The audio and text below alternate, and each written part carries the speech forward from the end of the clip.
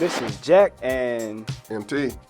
we are Frankly Speaking. We can definitely talk about everything, just give men's perspectives. Primarily sports. Football, basketball, baseball. If some people like soccer, some people like hockey. But frankly speaking, we would like you to chime in and maybe suggest a topic. It really doesn't have to be about sports because I have a wide-ranging perspective and viewpoint and opinion on everything. And if you are interested in the content and you like what we do here, definitely like, subscribe, comment. It definitely helps us grow.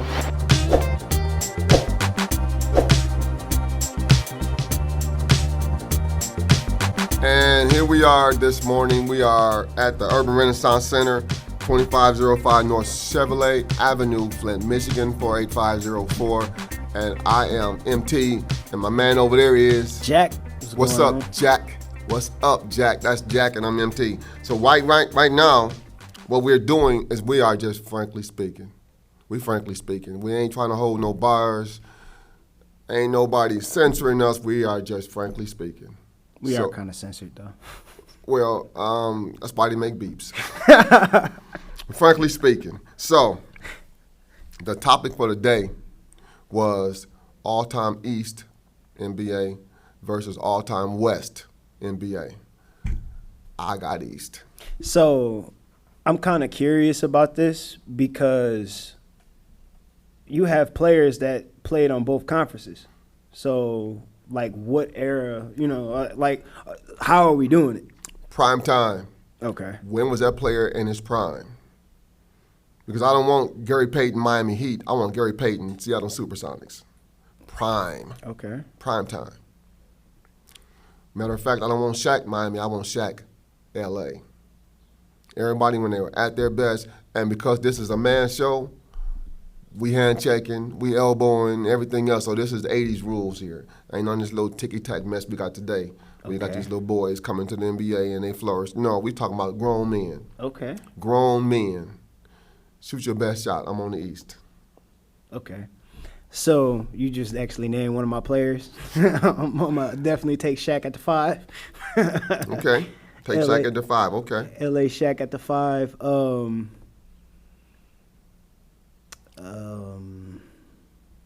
I'm probably gonna go Tim Duncan at the 4, okay. Starting 5. Okay. Tim Duncan at the 4.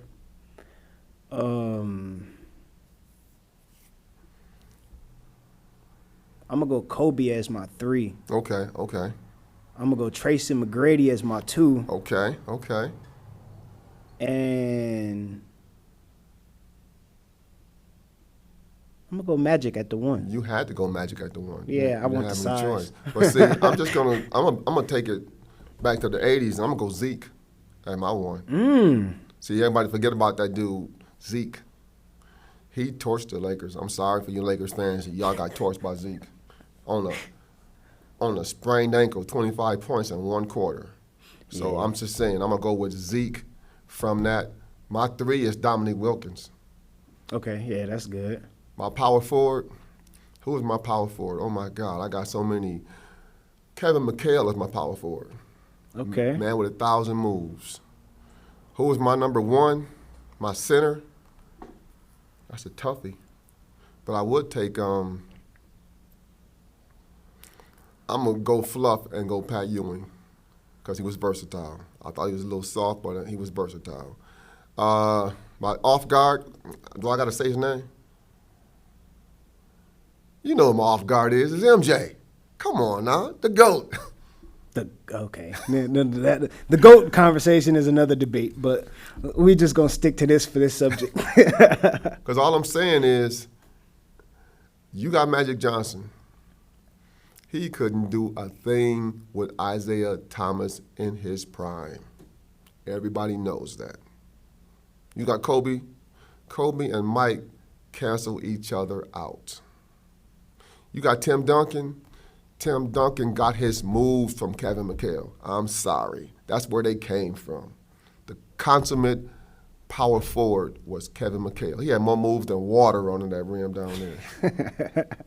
Yeah, but man, what you gonna do with Shaq? I'm going to foul him out. Nah. I could take Bob Lanier, but I'm going to go with Artis Gilmore. Artis Gilmore was one of the strongest men in NBA history. Yeah, it's Shaq, bro. but he could shoot, and he understood possession defense, and he could rebound. Back in those days, if Shaq was to try to bull Artis Gilmore around, it'll be elbow for elbow. Do what y'all gonna do. Personally, I would have picked Kareem on my starting five because he was fluid, but you picked Shaq, so you gotta live with that. Yeah, nah, man, I want dominance. If we going by 80s rules where you can hand check and you playing real defense and you want a real back to the basket center, my backup center would be Yao. So you got T-Mac as your three? I would have to put T-Mac at the three. Yes, you will. I would want Kobe on Jordan. Yes, you will. T-Mac is a bucket, man. Yeah, well, so was Dominique Wilkins. Yeah, that's why he was called the human highlight film. Yeah, but he was a dunker though. T-Mac can shoot, bro. You know what? From anywhere. He could, but when he get done chasing Dominique Wilkins and getting dunked on, he ain't gonna feel like shooting no more. Man, I don't know about that. I remember with T-Mac came, he scored like 13 straight points to end that game? T-Mac came from an era in which he flourished as the league was getting softer. Oh, man. You couldn't have put T-Mac in the 80s and do what he does. If T-Mac was doing what he was doing, you know who I would put on him off my bench? Alvin Robertson. You say, who the heck was Alvin Robertson? He was the strongest guard in NBA history. This dude used to have such a fearsome reputation that fighting was not even necessary because he was like, man, I ain't finna fight that crazy dude. I put Alvin Robertson on him any day of the week. So who you have for your like the rotation players? Yeah, your rotation. Well, my backup center would be Yao. Yao? Yeah, my backup center would be Yao. Yao. Yikes. Yikes. Nah, man. Come on now. I would put... Yao had a Hall of Fame career. I would put a Bill Laimbeer One of the biggest centers in NBA history. I would put a Bill Laimbeer on Yao. He would dominate. And Bill Laimbeer would be so far in his head. He would dominate. He would think Bill Laimbeer is his headache. He would be looking down at him. It would not matter. He would be looking down at him. It would not matter. Bill Laimbeer would take him out to the three-point line and tiptoe three-point shot over him. So can I cheat here a little bit? Go for it. My four would be Hakeem. Hakeem, that's cool. He's a problem in itself. See, yes, he is. I don't want Yao to do anything but rebound and defense. Putbacks. That's where you get your points. That's where you get to eat. You know what? I'm gonna say Moses Malone in his prime with the Sixers. That's nice. Is all you can do. That's nice. As far as rebounding with Hakeem. That's nice. Yeah, you do gotta. That's nice. So, I would pick those two as my big man. We already in the bench, folks. We already down to the bench already. We down to the rotation players. I don't already neutralized Tim Duncan. Sent him to the bench. See, he already done. I got Shaq in foul trouble trying to guard Artis Gilmore. See, I think it might go the other way around, though, because you're going to have a problem trying to guard Shaq, man. If I guard Shaq, I'm going to foul Shaq. Let Shaq shoot free throws. Yeah, oh, yeah, that's funny. But then you're going to foul out. You're going to be the one in foul trouble. I would just, relatively quick. I'm talking foul trouble in the first quarter. I would bring in... Because Magic is setting up the offense. I would bring in Bob Lanier for my backup.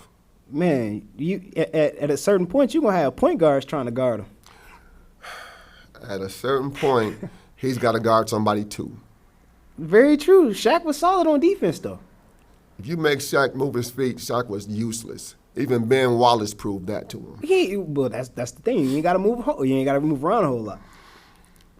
I'm gonna say this right here. The East was always rugged. The West were always greyhounds. So Shaq has to move in that Laker offense. He's got to move. Shaq is not a motion player. He's set right down on that block and he demands the ball. That's what he gonna do. That's all I'm asking him for. I am going to send Dominique Wilkins to the bench, and I'm going to bring in this fella named Larry Nance and put him in Shaq's lap. Oh, Nobody jumped no, you higher. Didn't. Nobody jumped higher than Larry Nance as far as defense. No, you didn't. You know what else I'm going to do, though? I'm going to bring in this fella named Dr. J.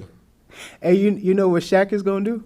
Foul out. Shaq is gonna hit him with that elbow, go up top, and bang off the rim like he do on his shoes. Well, see, he did that on an aging Pat Ewing.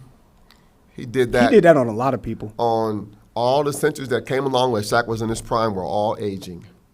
And man, all you can play against is the Prime person on the time. other, the person on. Hey, Prime time.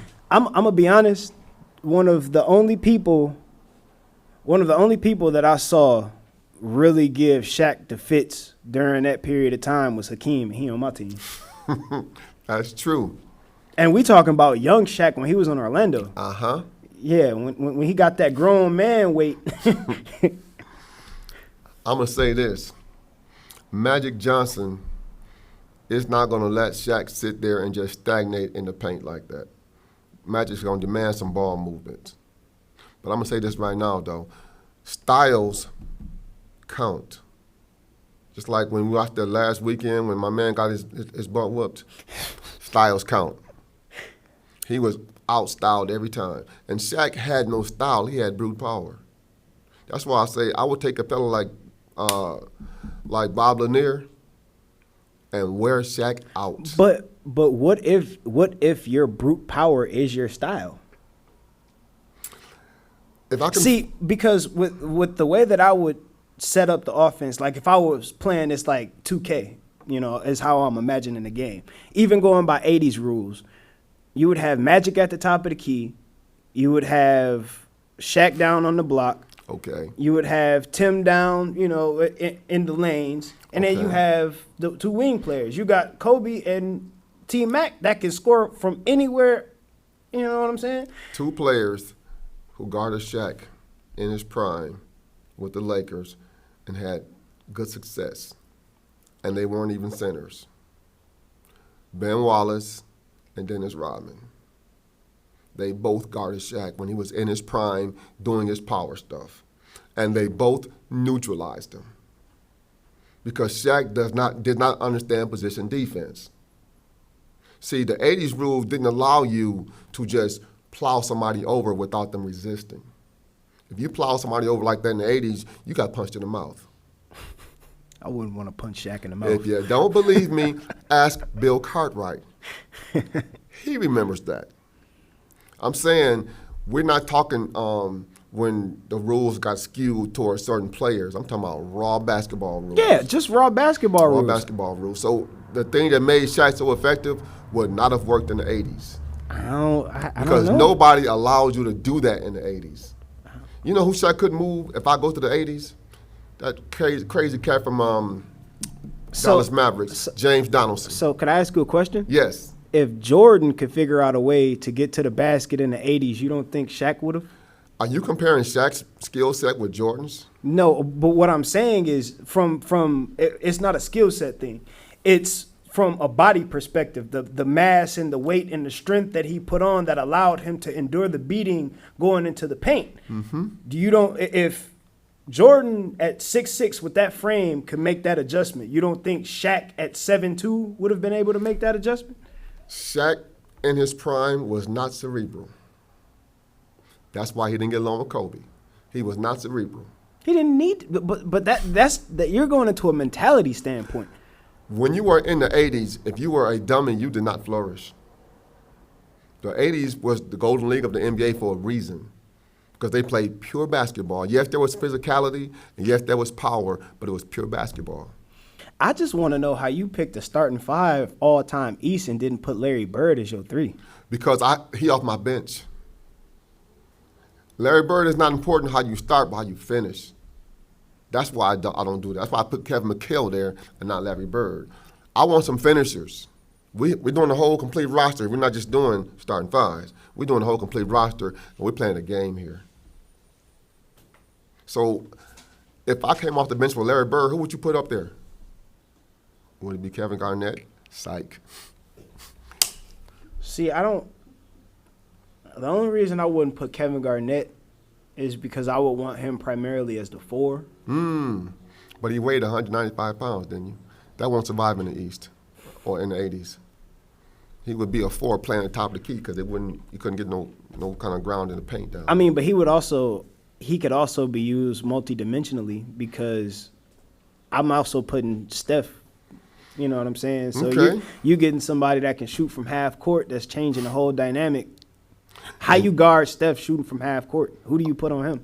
You get physical with him with a fella named John Battle from the Atlanta Hawks, and you just dog him full court. So, oh man, that's gonna be a long game. It's going to be a long game. It's gonna be a long game because he also has handles. Yes, he does. So how good is he with sitting in that chair going full court press for the entirety of the game? You know who I could put on Steph and be confident?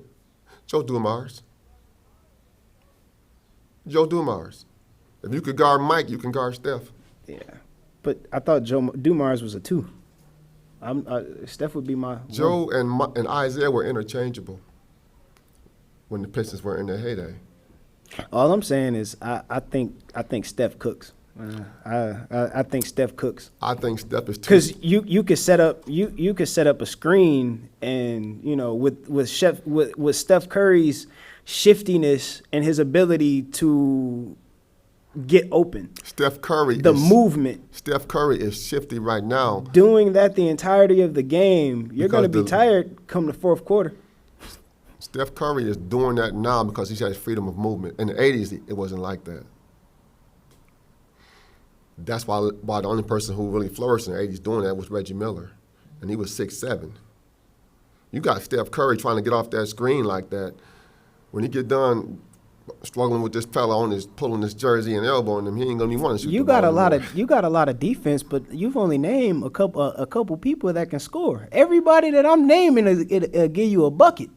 Well, you did mention that fella named Larry Bird. I mean, I hate to say it, but he was like a pretty good scorer back in the day too, as was Kevin McHale. Okay, so I know you said everybody's prime, but I kind of still feel like LeBron's prime is still kind of existing since he's been in LA. Can I? LeBron was in his prime in Cleveland. I'm sorry. Whoa. He was in his prime in Cleveland. What stint in Cleveland? The first stint, he had no help, but he was in his prime. So you don't think Miami, LeBron was? That's still the East. I know it's still the East, but what I'm saying is like, you don't feel like that was LeBron's prime? I think he was able to flourish then because he had a freedom of motion because he had so much help around him.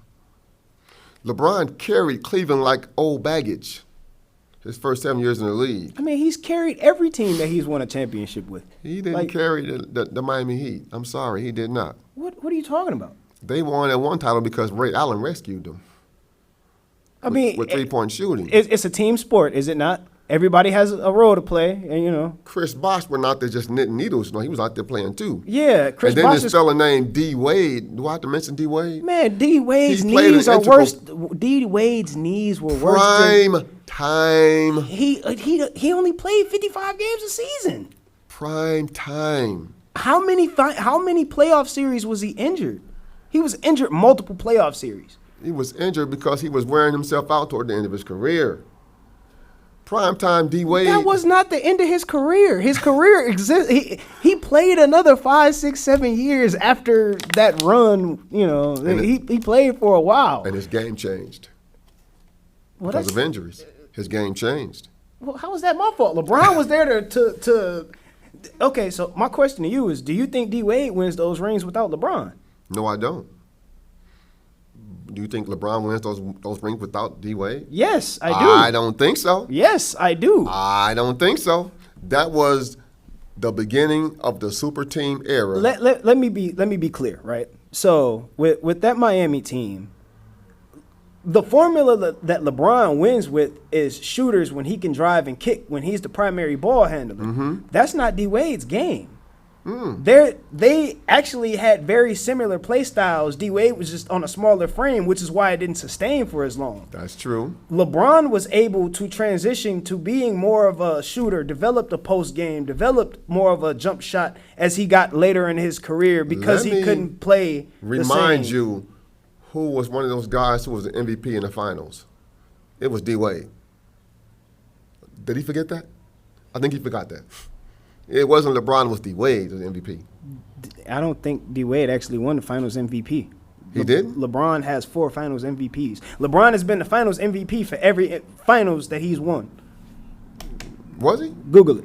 I guess I'm gonna have to. Yeah, Google it. because I know he was the Finals MVP for the when the Cavs beat the Golden State. He was that. He was the 2 that he got in Miami, the 1 that he got in Cleveland, and the 1 he got in LA. He was the Finals MVP for all of them. Wow, was he? Yeah. we Googled it just to be can I remind correct. him? Can I remind him that that puts him in the East, not the West? That means that was his prime. But he still won a championship. he just won a championship in 2020. His prime is he just scored 30. He just averaged 30 points a game. By these rules, I could be a Finals MVP. That's why I said 80s rules. Again, LeBron is another person I know without a shadow of a doubt would be able to translate his game to play in the 80s style. I think he would. I think he would. I think he would dominate. And again, he would still be in the East playing it. So what's your point? We're talking prime time here. But see, the what you're considering his prime is different than what I'm considering his prime. Because I think his prime has been extended. I think his prime pretty much started from the year that he went to the finals in Cleveland, that first one when they got swept, and it's pretty much still going. I think he might have. He just averaged 30, like 38 and 6. He did, playing in a paper league. Oh man! I'm just saying. So, but that's apples and oranges. I'm just saying, can I consider, for the sake of this argument, can I consider? So we're not putting not Jordan, but L.A. LeBron, and I can't have if L.A. you LeBron. want to put L.A. LeBron on your team, be my guest. Well, yes, he's going to be on my team Because he is a defensive liability right now. You're joking. Please say you're playing. You know what? I know we got cameras in here, but we're like, am I being punked? Like, what's going on here? Have you seen LeBron James play defense these last 3 years? I see He's a team defender now. Well, I see that he has to take the majority of the offensive load and can't put that much into the defensive side like he used to in his prime. Oh, wait, in his prime. Wait a minute, now we're on to something here. In his prime, he just said it. In his prime. Well, when he was younger. I mean, he's that's what the prime is. He's in his later 30s. Well, no. That's not that. Your prime years are not always the age, range. Your prime years in the NBA go from 25 to 33. He is defying that logic. He is. Tom Brady defied that logic, even though Tom Brady is another argument because they changed the rules. You have to consider that the rules have changed in the NBA as well. You are not allowed to be, what they call flagrant fouls and getting people ejected was a common foul in the 80s. Yeah, you about had to get into a whole fist fight in the 80s to get that's a technical the rules foul. We're playing up under. Flagrant foul. We got grown men playing, and we don't have little boys out the league that, played AAU together, and they are, hey, you're just my homie and everything. 6'8", 250. I understand that. 6'8", 250. I understand that. You could put that in any era. You could. And athletic and can jump. But you could put that in any era. Once again, I believe Dennis Rodman could stop LeBron James in his prime. There was never anybody like Dennis Rodman defensively. That's an argument, and that's a pretty good debate. I'm just saying. But again, you're gonna put your entire starting 10 is gonna be defensive players. All I'm saying is this. When you're playing in the finals, defense wins. Your strategy is pretty much, if I can't score, neither can you. There's a reason why in the NBA finals the scoring goes down, because defense wins championships. You can be as showy as you want to be, but Golden State didn't win those titles without some defense. Klay Thompson in his prime was shutting people down also. People forget about that. He was shutting people down. Yeah, he was a pretty good two-way player in his prime. Draymond Green was in everybody's grill when they were doing their thing. Yeah, but you're not even mentioning the person who was the pivotal defender in that series. That's why he won Finals MVP. It was Andre Iguodala. When they switched Andre Iguodala on the LeBron in that series. What? Are you saying somebody stopped LeBron? Did y'all hear that?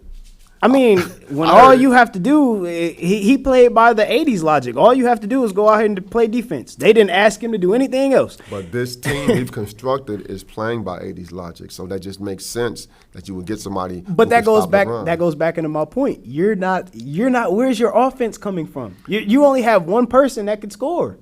So this guy has never seen Bob Lanier play. People, that's what I'm saying. Bob, you're not getting off on a center. Bob Your Lanier centers are not getting off. Was a career 20-plus point scorer. He's not. Yeah. A career 10 rebounder scorer. Now I ain't saying in 3 or 4 years. I'm saying career. Career. You think he's doing that on a team with Jordan? He doesn't have to. Like your point guard, everybody else might as well just go play defense and just give Jordan ball. If somebody could Google those All-Star games from the 80s, you would see the East always dominated. There was a reason for that. Because of Isaiah Thomas, because of Michael Jordan. There was a reason for that, because they played defense and then they outraced you on offense also. There was a reason that the East always dominated the All-Star games in the 80s, because the All-Star game, until Dennis Rodman came along, was all offense, and he changed that. He made it defense. Yeah, but you're talking about all-star games when no one is trying to get injured. Everything is all offense during that time. That's true. But the All-Star games always catapulted you into your second half of the season, and the tone was set from the All-Star game. Yeah, but you're playing with people that you're not actually playing with. When you go back to your team chemistry isn't going to be what it was on the All-Star team. We are constructing is an All-Star team. Exactly. So the rules should apply there. But no, but you're literally talking about All-Star games, like just from the All-Star games historically. This is different. This is an actual like seven-game series, not just an all-star game where we're just gonna try to sell tickets and get fans to come out and buy popcorn. All of your guys that you have emphasized to me, all of them, in my opinion, aside from maybe Tim Duncan and Magic, were not cerebral. You're kidding me. Who was cerebral that you named here? I have Kobe and Steph is coming off the bench. Steph is not cerebral. Are you joking? Steph is strictly athletic shooting. Have you not seen him finish? Have you not seen his dribbling ability? He's arguably top 3 dribblers in NBA history. Dribbling is skill. It's not cerebral. Yeah, but so it's tactical. What are you dribbling for? See, a lot of people will try to dribble just to create time to let a play develop. If you were talking cerebral to me, I would have told you to get John Stockton on your team. What do I need John Stockton for? He was cerebral. What do I need John Stockton for? He flourished in the 80s. And all those people you chose. He flourished in the 80s doing what? Feeding who? Feeding Karl Malone. That's it. So now you got this guy able to feed whom? Tim Duncan, Shaq. And so on and so on. I don't need. These styles got to translate. I don't need John Stockton. I'm sorry. If you taking Magic and Steph, you have no defense. I can't see Steph Curry guarding Isaiah Thomas. I'm sorry, I just can't see it. I don't need Steph to play defense. I'm sorry. Well, who's your defense guard then? Magic? 3 points adds up a lot faster than 2s. Who is your defender guard then? 3. Look, we Mike D'Antoni is going to be my coach. 7 seconds or less. It's going to be a 4-game series. None of that 7 stuff. We're going to sweep y'all. Nah. 3 games add up a lot faster. For my coach, I'm going to take Chuck Daly. Oh, see, I was just joking. I obviously I would take Bill Jackson. See, that's my obvious choice. But he's like a manager of talent and egos. Yeah. Which you need for that team you just constructed. But not really, because I have a lot of. You have more issues than I would. You have more personalities than I would. That's why I chose Chuck Daly. He knew how to manage personalities. He managed Dennis Rodman. You know what? Since you didn't give me LeBron, I'm sorry. I just thought of this. KD is going to be my 3. Go for it, please. Make KD your 3. You know the crazy thing about my backup like my second group may be better than my first group. Well, Like, you chose the first group, not me. So Ooh-wee. I'm just saying. I think I got you beat there though, man. Well, KD. I think I got you beat. I think I got you beat. Let's see here. Kevin Durant. The thin man. Look, I don't need him to go to the basket. I don't need him to back people down. That. You know, I understand he's that. just You gonna know shoot what? over people. In my prime, I'm gonna take Rasheed Wallace. I'm sorry.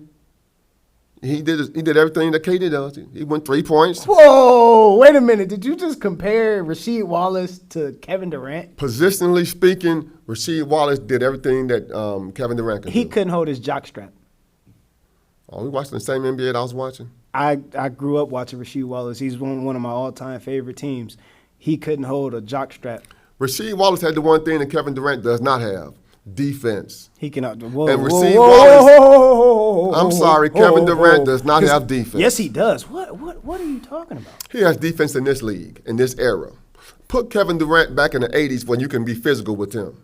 And again, he's another person I feel like his game would have translated. Kevin Durant proved to us last year in the playoffs, if you defend him properly, he gets frustrated, he chunks up shots, and he's not in the game anymore. He's not a cerebral player. Well, no, because context matters. I'm a very good context person. So the context of those playoffs was who was missing from that team. It's a team sport at the end of the day. Everybody is looking around like, hey, KD, what you got for us today? Come on, give us that good old 40, 50. You know what I'm saying? And Kyrie just didn't show up. That's true. James Harden got upset and left early in the year. But there was a reason KD couldn't flourish with Russell Westbrook. Russell Westbrook couldn't shoot, and he was ball dominant. But see, KD is not a cerebral player, and he's not a leader. I will give you that. He is a terrible leader. I will give you that 100%. But as far as cerebral player? On a team's construct, I would put Rasheed Wallace on KD all day, every day. And this is why my team is going to win. All day, every day. Rasheed Wallace was gritty. He was also 6'11". As people forget, he was tall. He was 6'11". He could shoot threes. He would take KD down in that post and wear him out. You would have a better chance adding Tayshaun Prince. Tayshaun Prince had a better shot. That ugly rainbow behind. Do you know how good a shot Rasheed Wallace really was? Well, let's look up his all-time three-point percentage. He was an outstanding defender. He was an above-average rebounder. And he was cerebral. Rasheed Wallace will get into your head. He got into Karl Malone's head. Yeah, but again, what are you going to do when the guy is shooting over your head? You can't jump up high enough to defend the shot. This guy is also 6'11". He is not shooting over his head. Kevin Durant is 7 feet. No, he's not. Yes, he is. He's 6'11". You have to understand that Kevin Durant is shooting over much shorter people right now. If he's shooting over Rasheed Wallace, what is his wingspan? Don't know, and more importantly, don't care. That wingspan, man. When you jump up and get up there. I'm just saying. I've watched Rasheed Wallace defend Shaq. So yeah, I've watched Rasheed in his prime. All I'm saying is I don't think the Pistons win against the Lakers in that championship without Rasheed. Without Rasheed, exactly. But Kevin Durant is cooking him. I'm sorry. I think personally, Kevin Durant is cooking him. I think they neutralize each other. Nah. This is not like the Jordan Kobe debate. If Kevin Durant is not the feature on that offense, he does not flourish. Without the ball, Kevin Durant is like a leap in the whirlwind. No, that's not true. He actually flourishes very well on teams where he's not the primary ball handler. I didn't say primary ball handler. I said featured. If he is not featured on that offense. So what was he when he was in Golden State? It wasn't his team. He won the Finals MVP 2 years. He was featured. When he is not featured, when he was with when he was with Oklahoma, with Russell Westbrook, I have a question. He got lost in the fray. Huh? He got lost in the fray playing alongside Westbrook because Westbrook did not feature him. He shot more than Kevin Durant did. That's Russ's problem, not Kevin Durant's. He was not featured. No, the problem with that team is Russ thought of highly of himself, more higher than what he thought of Kevin Durant. Kevin Durant was not featured in New Jersey. He suffered. What are you talking about? When they forced the ball to his hand, He jacked up shots from all kind of angles, and he bricked them, So and he what about- airballed them, and so on and so Whoa, on. whoa, whoa, whoa. So what about the year that Milwaukee won? That the only reason they didn't win that game is because he has a size like 15 shoe and shot the three that should have been a three, but his foot was on the line. He dropped 50 in that game. Once again, we're talking modern rules. I'm taking you back to the 80s again, where you're allowed to be physical with a player. No, but what you were just talking about was him being featured on different teams. We can't take that team and take it back to the 80s. We're talking about what happened historically. That's true. Just a couple years ago. What I'm saying is Kevin Durant is not a cerebral player. Okay, I'm gonna. He is not a smart player. Look, I'm gonna look up their career averages, and we're gonna see if they actually cancel each other out. You got to look up the defensive stuff and the intangibles that Rasheed Wallace brought to the game. Because Kevin Durant is no taller than Rasheed Wallace was. I'm sorry, he is not. I see some silence here. No, I'm looking stuff up. I'm sorry, I'm Smell googling like- stuff. He's thinking, people. He's thinking. It smells like bacon in here. No, you didn't. So his best year was his year in Atlanta. The year he got traded when he went from Atlanta to Detroit. Pistons. He averaged 20 when he was playing with Atlanta. How many games did he play? 1 game. That was the most he averaged. Outside of that, for a year, statistically, was 0-1-0-2 in Portland. He averaged 19 points a game. Which tells you He's getting cooked by Kevin Durant. that Rasheed Wallace understands a team construct. We have assembled a team here, not a superstar. We assembled a team here where the ball has to be shared. Yeah, but if you're talking about them and You like asked me- canceling you asked each me other out, who I had to score, and I was telling you, Rasheed Wallace is not a bucket. no, bro. I was telling you with Michael Jordan and Larry Bird on the court, I think I got that covered. The rest of my players will assume their roles and their positions, and they'll get buckets when needed. But if you got Larry Bird, he's going to bring you over into his huddle and say, listen, I'm going to take 3 dribbles, I'm going to stand right here, and I'm going to pivot, and I'm going to stick this 3 in your face. And then he'd go out and do it. And they like, how in the... That's what Larry Bird would do. Michael Jordan would say, look here, bro. From what I heard, you was talking about my mama. I'm finna get you for that. I was doing what? And then he would go on some crazy tear, and you sitting like, what did he hear? I don't understand. Because he would motivate himself by making you think that you owe him something now. And he would just torch you. That's the kind of scores I put on this team. Isaiah Thomas was so gritty. If you watch Isaiah through his whole career, he always dominated whoever was guarding him. Isaiah is going to be tired trying to chase Steph around. He ain't going to have to because they're going to be playing team defense. He's gonna be, dude. He's shooting from half court. What defense? So you're telling me you're gonna go full court press from the tip You off? gotta check Steph Curry's percentages from shooting that far, because he got a pretty good 3-point percentage. But stretching back a little bit more and put some defense in his face, it ain't that effective. I witnessed it in real time. Did you? I witnessed it in real time. Who was guarding him? Shit, nobody. There we go. Now the plot thickens. How do you guard somebody from the half court line? I recall Isaiah Thomas doing the same thing to Terry Porter, guarding him full length. Look, I think we've come to an impasse here, man. We are at an impasse. I think it'll be a great series, one we'll never get to see. Frankly speaking, I think you're right. If you guys enjoy the content, like, subscribe, make sure you hit the notification bell. And put some sensible comments up there if you do. Don't put no stupid comments when you idolize one player and don't understand the team concept. Or if you're too young to remember the 80s, be quiet. Because that's when real men played. You didn't come into the league back in the 80s because, you had cute shoes and, you shot 3-pointers. Hey, because, man, I'm going to just put this out here. Some people will argue that's when the plumbers and stuff were running around on the court. So I'm just saying. That was basketball People prior. People had other jobs outside of just playing basketball. That was basketball prior to basketball being merchandised to personalities. That was the 80s basketball. prior to the internet and cable, you know, you had to like, man, did you see what Doc did last night? Oh my God, he dunked on the whole team. Oh, did you see how smooth George Gervin was? He did a finger roll from the dotted line. Yeah, that's because the people that were defending them actually had to work a shift at Home Depot after they left the arena. Okay. So then you fast forward to these guys today, they spend 18 hours in the gym and can only do one thing. Totally one-dimensional in their game. So he shoots like a freaking maniac. But he plays defense because no D. I'm just saying. That's good. That was a good one. That was the first. I've never heard that one before. I'm just saying. The 80s was the golden era of basketball, not the 2000s. The 80s. With Larry Bird, Magic Johnson, Dominique Wilkins, Kareem was still doing his thing, Isaiah Thomas and the Pistons. You had Pat Ewing and Elijah Wan was back there too, by the way. I'm saying the 80s was the golden era of basketball.